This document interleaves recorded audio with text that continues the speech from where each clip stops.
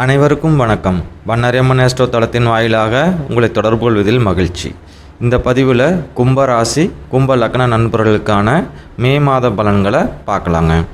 மாத தொடக்கத்தில் கிரக சஞ்சார நிலையை பார்க்கலாங்க. மே 1ஆம் தேதியே குரு பகவான் மேசராசிலேருந்து ரிஷபராசிக்கு இடம் பெயர்றாருங்க.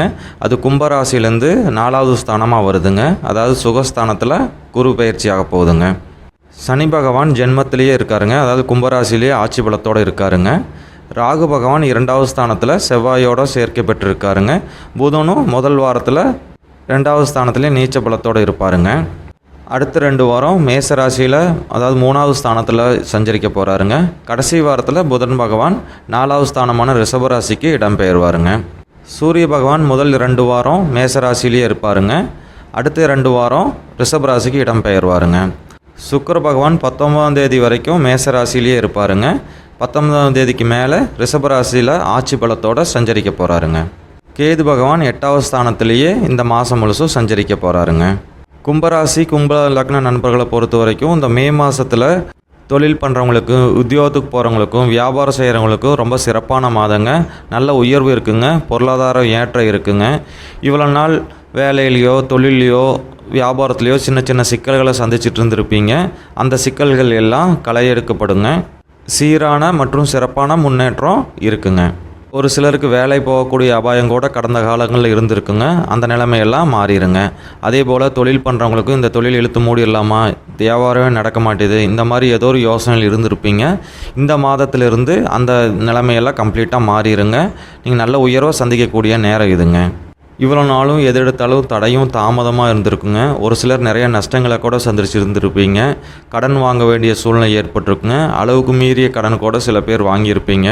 எந்த காரியத்தை செய்யலாம்னு நினச்சிங்கனாலும் அது செய்ய முடியாத சூழ்நிலையாக இருந்திருக்குங்க. அந்த நிலைமையெல்லாம் கொஞ்சம் கொஞ்சமாக மாற ஆரம்பிக்குங்க.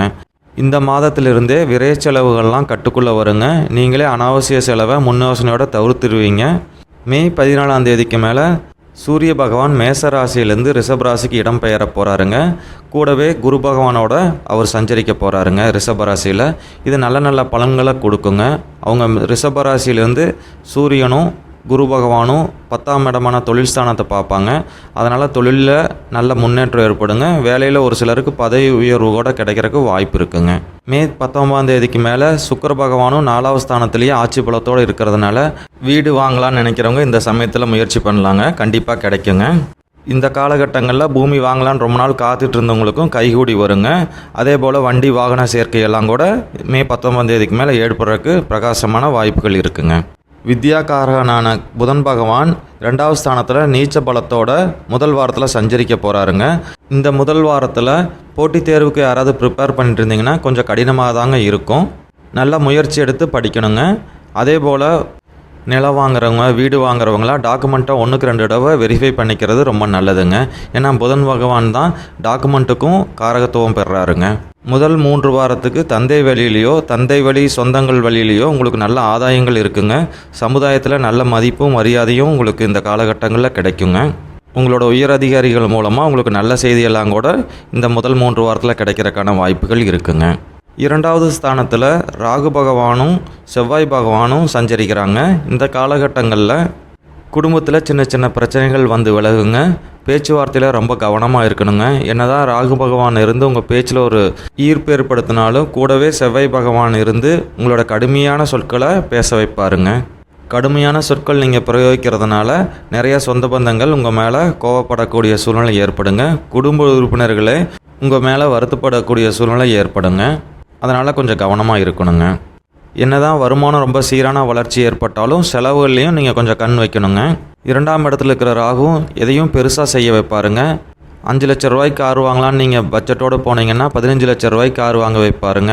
2 பவுன் நகை எடுக்கலான்னு போனீங்கன்னா 8 பவுன் எடுக்க வைப்பாருங்க. இது போல் நிறையா ஆசைகளை தூண்டுவாருங்க. அதனால் கொஞ்சம் கவனமாக இருக்கணுங்க. சுப செலவே பண்ணினாலும் ஒரு அளவோடு அதை செய்கிறது ரொம்ப நல்லதுங்க. கும்பராசியில் அவிட்டம் 3, 4 பாதம் இருக்குங்க. சதய நட்சத்திரத்தில் 4 பாதமுமே கும்பராசியில் வருதுங்க. பூரட்டாதியில் 1, 2, 3 பாதம் வருதுங்க. சனி பகவான் ஜென்மத்திலேயே இருக்கிறதுனால கும்பராசி நண்பர்களுக்கு கும்ப லக்ன நண்பர்களுக்கு நிறைய கஷ்டங்களை சந்திச்சிருப்பீங்க. மன அழுத்தம் கடுமையாக இருந்திருக்குங்க. எந்த முயற்சியும் நீங்கள் பண்ணியிருக்க முடியாதுங்க. அப்படியே முயற்சி பண்ணலான்னு நினைக்கிறதையே தடை பண்ணக்கூடிய அளவுக்கு சனி ரொம்ப உக்கிரமாக இருந்தாருங்க. சனி ஜென்மத்திலே இருந்து 7ஆம் வீட்டை பார்க்குறதுனால மனைவியோட நிறையா கருத்து வேறுபாடுகள் வந்திருக்கலாங்க.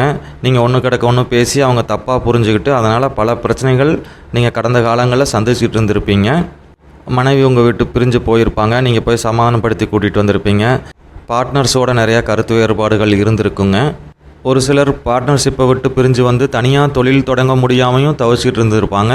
இது போன்ற நிறையா இன்னல்களை ஜென்மச்சனினால் நீங்கள் சந்திச்சிட்டு இருந்திருப்பீங்க. உடல் உபாதைகள் கூட ஒரு சிலருக்கு ஏற்பட்டு கொண்டே இருந்திருக்குங்க. சனி பகவான் பூரட்டாதி நட்சத்திரத்தில் இப்போ பயணம் பண்ணிகிட்டு இருக்காருங்க. அதனால் சதய நட்சத்திரத்தில் பிறந்தவங்களுக்கு இந்த காலகட்டங்கள் கொஞ்சம் நிம்மதியே தருங்க. சனி பகவானோட உக்கிரமான பிடியிலேருந்து நீங்கள் விலகி இருக்கிறீங்க. அதனால் இப்போ இருந்தே கொஞ்சம் கொஞ்சமாக நல்ல பலன்கள்லாம் கிடைக்க ஆரம்பிக்குங்க. உடனே நடந்துடாதுங்க, கொஞ்சம் கொஞ்சமாக நடக்க ஆரம்பிக்குங்க. பூரட்டாதி நட்சத்திரத்து நண்பர்கள் இன்னும் கொஞ்ச நாள் வெயிட் பண்ணணுங்க. நிதானமாகவும் பொறுமையாகவும் அடிக்கடி கோயிலுக்கு போயிட்டு வர்றதன் மூலம் இந்த காலகட்டங்களை கொஞ்சம் ஸ்மூத்தாக கடக்கலாங்க.